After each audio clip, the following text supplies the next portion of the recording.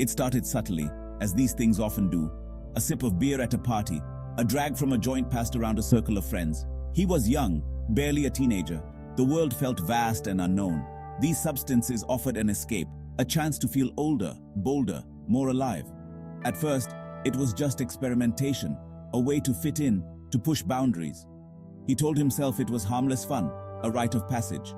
He didn't see the shadows lurking at the edges of his newfound freedom. As the weeks turned into months, the experimentation became more frequent. The initial thrill gave way to a familiar comfort. Alcohol and marijuana became crutches, ways to navigate social situations, or simply to numb the anxieties of adolescence. He found himself looking forward to the weekends, to the moments when he could escape the pressures of school and family. He didn't realize he was already on a slippery slope, one that would lead him further and further from the life he'd always imagined for himself. He began to withdraw from his old friends, the ones who didn't partake in his newfound habits. His grades began to slip, and he found himself in trouble with his teachers and parents. He felt misunderstood, convinced that they couldn't possibly comprehend the turmoil he felt inside. The substances, he believed, were the only things that truly understood him, the only things that could quiet the noise in his head. Looking back, he could see the warning signs, the red flags that he chose to ignore. He was young, and he believed he was invincible, that he could handle whatever life threw his way. He didn't understand the insidious nature of addiction, how it could creep into your life slowly and silently until it had you firmly in its grasp. He didn't know then that this was just the beginning of a long and arduous journey, one that would take him to the depths of despair before leading him back to the surface. University was a blur of parties, late-night study sessions fueled by caffeine and adrenaline, and a constant pressure to succeed. He found himself surrounded by people who seemed to have it all figured out, who excelled in their studies and their social lives with effortless grace. He felt like an imposter, struggling to keep up, to maintain the facade of having it all together. The substances that had once been a source of escape now became a way of life. Alcohol was a constant companion, a way to loosen up at parties, to make friends, to forget about the mounting pressure he felt to succeed. He experimented with other drugs, enticed by the promise of heightened experiences, of transcending the mundane realities of everyday life. He told himself he was just experimenting, that he could stop anytime he wanted. But the truth was, he was losing control, his life becoming a chaotic tapestry woven with fleeting highs and crushing lows. The consequences of his actions began to catch up with him. His grades plummeted, and he found himself on academic probation. He distanced himself from his family, ashamed of his behavior, afraid of their judgment. He was living a double life, pretending to be the successful student his parents expected him to be, while spiraling further and further down a path of self-destruction. He knew he needed to stop, but the thought of facing life without the crutch of substances filled him with a sense of overwhelming dread. He was trapped in a vicious cycle, his mind and body craving the next fix, the next moment of oblivion. The light at the end of the tunnel seemed to grow dimmer with each passing day, and he began to lose hope that he would ever escape the clutches of his addiction. Graduating from university did little to curb his dependence. He landed a high-paying job in a fast-paced industry, one that demanded long hours and unwavering commitment. The pressure to succeed was immense, and he quickly learned that alcohol and drugs were an accepted part of the corporate culture. After-work drinks turned into late-night parties, and the lines between his professional and personal life became increasingly blurred. He justified his substance use as a way to unwind after a stressful day, a way to keep up with the demands of his high-pressure job. He told himself that everyone else was doing it, that it was the price of success in his chosen field. But deep down, he knew he was only fooling himself. He was living a lie, and the charade was becoming increasingly difficult to maintain. His work began to suffer, and he found it harder and harder to focus on his tasks. He became increasingly isolated, pushing away friends and family who expressed concern about his well-being. He was consumed by his addiction, his life revolving around the procurement and consumption of substances. The once bright spark that had defined his youth had all but flickered out, replaced by a dull ache of emptiness and despair. He was living a nightmare, but he couldn't seem to find his way out. The thought of quitting seemed impossible, an insurmountable challenge that filled him with a sense of overwhelming dread. He was trapped in a prison of his own making, the bars forged from years of denial, self-deception, and the insidious grip of addiction. He desperately needed help, but he didn't know where to turn, who to trust. He was lost and alone, adrift in a sea of his own making.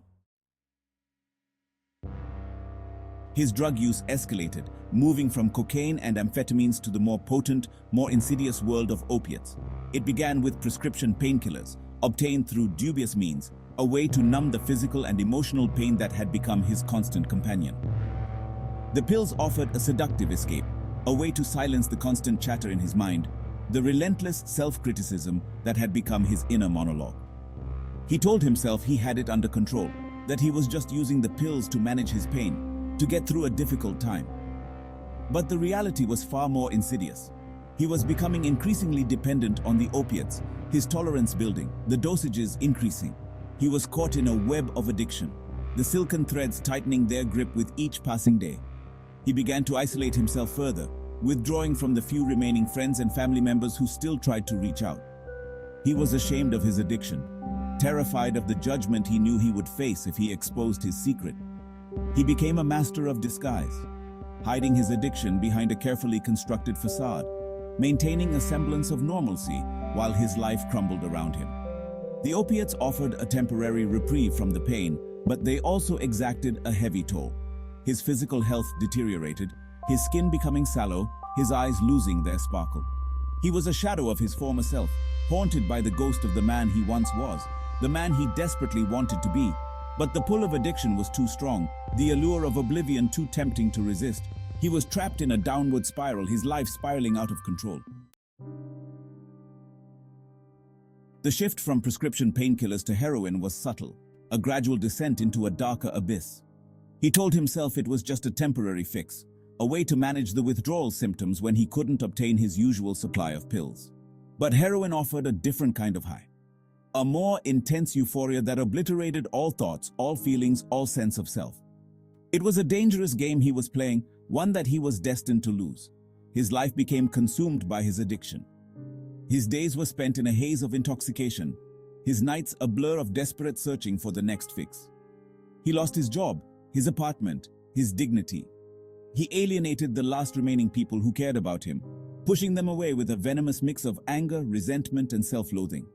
He was alone, adrift in a sea of despair, clinging to the wreckage of his life.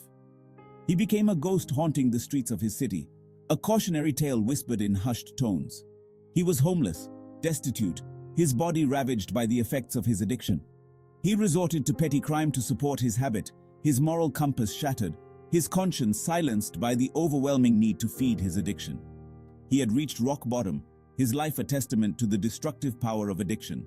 He was a shell of a human being, his dreams, his aspirations, his very soul seemingly extinguished. He had lost everything and everyone he had ever loved. He was lost, alone, and utterly broken. He woke up disoriented, his head pounding, his mouth dry and tasting like stale cigarettes. He was in a strange room, the air thick with the smell of mildew, and something unfamiliar, something vaguely chemical. Panic surged through him as he tried to piece together the events of the previous night. He remembered fragments, a dingy apartment, a group of shadowy figures, the sharp prick of a needle, then blackness. He tried to sit up, but was met with a wave of nausea. His body ached, his muscles screaming in protest.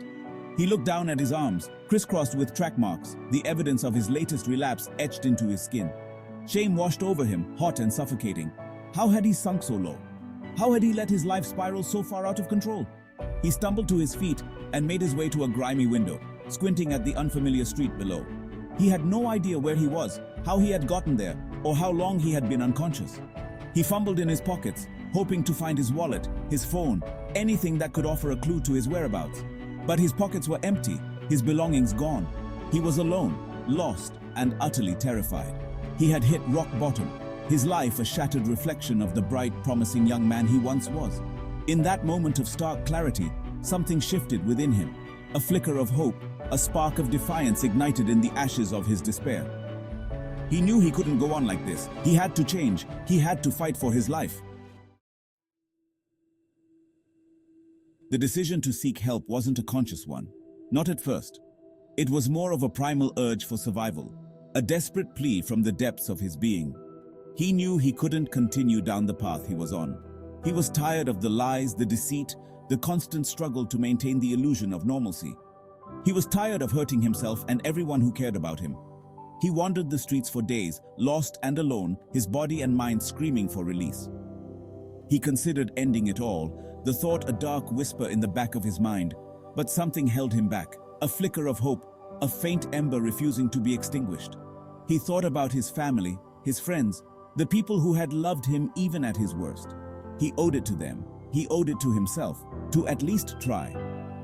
He stumbled upon a flyer for a local rehab center. The paper crumpled and faded, like a beacon of hope in the darkness. He stared at the phone number, his hand trembling as he reached for his pocket. He didn't have a phone, not anymore. He had pawned it months ago for drug money. He felt a surge of despair, the familiar weight of hopelessness threatening to crush him. But this time something was different. He was tired of fighting. He was ready to surrender. He walked into a nearby convenience store, his heart pounding in his chest. He asked the cashier if he could use the phone, his voice raspy and unfamiliar. He dialed the number, each ring a deafening echo in the silence. When the receptionist answered, her voice kind and reassuring, he knew he had taken the first step on a long and arduous journey. He had chosen recovery. Rehab was the hardest thing he had ever done. The detox process was brutal, his body racked with chills, sweats, and an unrelenting craving for the drugs that had held him captive for so long. The psychological withdrawal was even worse. The anxiety, the depression, the overwhelming sense of shame and guilt. He wanted to give up, to run back to the familiar comfort of oblivion. But the staff at the rehab center were patient and understanding. They had seen it all before, and they refused to let him give up on himself. He attended group therapy sessions, sharing his story with other addicts, listening to their struggles, their triumphs, their relapses. He learned that he wasn't alone in his addiction, that there were others who understood the darkness he had been through. He began to develop coping mechanisms, to confront the underlying trauma and pain that had fueled his addiction for so long. He reconnected with his family, his voice trembling as he apologized for the pain he had caused. To his surprise, they were there for him, offering him unconditional love and support. He realized that his addiction had not only affected him, but had also taken a toll on the people he loved most. He vowed to spend the rest of his life making amends. He embraced the principles of the 12-step program, finding solace in the fellowship of other recovering addicts. He learned about the importance of honesty, accountability, and service to others. He discovered a strength he never knew he possessed, a resilience forged in the fires of addiction. He was no longer the broken, hopeless man who had walked through the doors of the rehab center. He was a survivor, a warrior, a beacon of hope for others struggling with addiction. He emerged from rehab a changed man. He was clean and sober, his mind clear, his body healed. He had a new lease on life, a second chance to make things right. He knew that recovery was an ongoing process, a daily battle against the insidious whispers of addiction. But he was determined to stay the course, to live a life of purpose and meaning. He found a job at a local community center, working with at-risk youth, sharing his story, and offering them hope that recovery was possible. He dedicated himself to helping others find their way out of the darkness, just as he had. He became an advocate for addiction awareness, speaking at schools, churches, and community events, breaking down the stigma surrounding addiction and advocating for compassionate treatment options. He rebuilt his life, piece by piece. He reconnected with old friends, the ones who had stood by him through thick and thin. He rekindled his passion for music, his guitar becoming a source of solace and creative expression. He learned to forgive himself for his past mistakes, to embrace the lessons he had learned, and to focus on building a brighter future. He knew that the road ahead would not always be easy.